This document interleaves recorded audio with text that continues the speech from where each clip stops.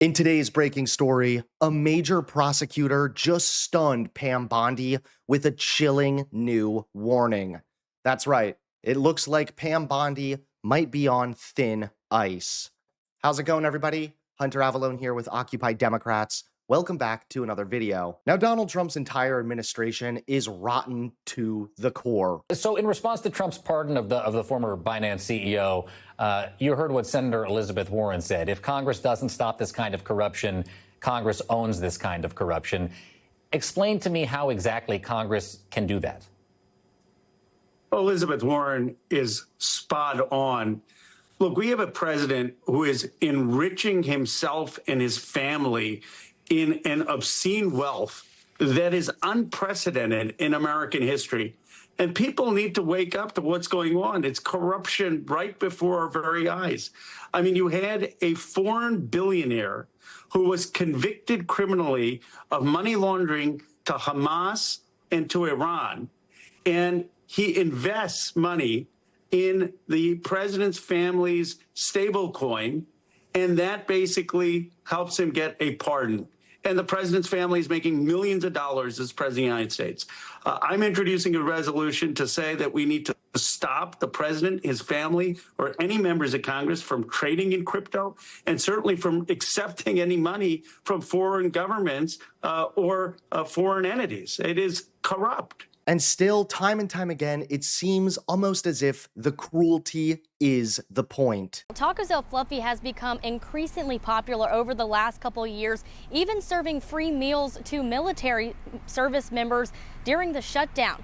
But now they are closing their doors as the mother of the business has learned that she has an unexpected deadline to leave the country.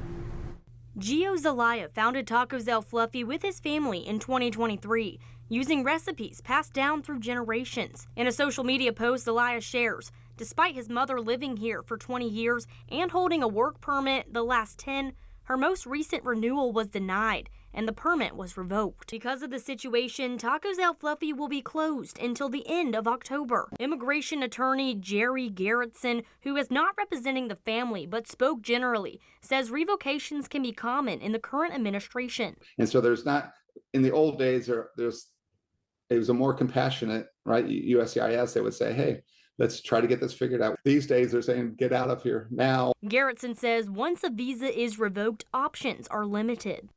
The options are they can appeal.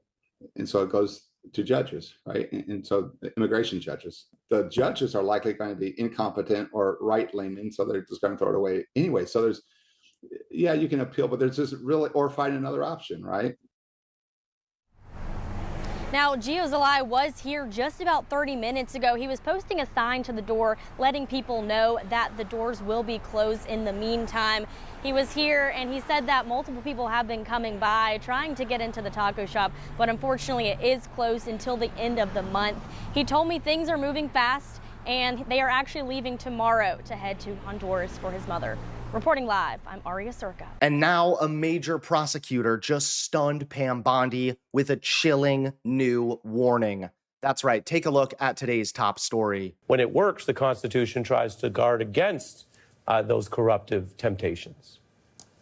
Well, so let's remember before this happened, we have examples that appear completely extortionate, whether it's ABC, CBS, law firms being, your phrase was shaken down. You have universities being shaken down. Here, the difference is that he is on both sides of this, so that he is basically the plaintiff, and he's saying, oh, you know what? The fig leaf of this bogus claim is, I'm going to say it's meritorious, and guess what? I get to judge it. So I'm going to be the plaintiff, and then I'm going to judge it. So he doesn't actually need to engage in the kind of extortionate activity of the type that Rachel referred to, the litany of things that we've seen with law firms and academic institutions and media organizations, because he can actually just order the Department of Justice to say, just settle it, because guess what? I've determined I'm the plaintiff and I've determined I'm right. And so it is both obviously ethically wrong. I should say, if you are Pam Bondi and Todd Blanche, they do have, there are bar associations that can get involved and can look at their conduct if they decide that they are going to handle this matter, in spite of the fact that there's an obvious conflict because it's the president who appointed them.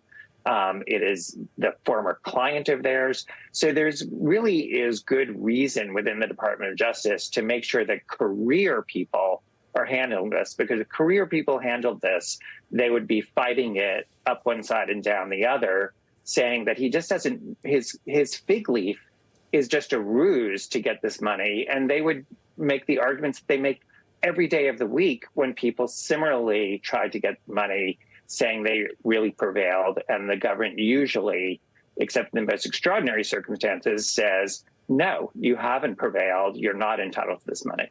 Thanks so much for watching. Please click that like button and subscribe to Occupy Democrats so that you can stay informed and help us stop Donald Trump.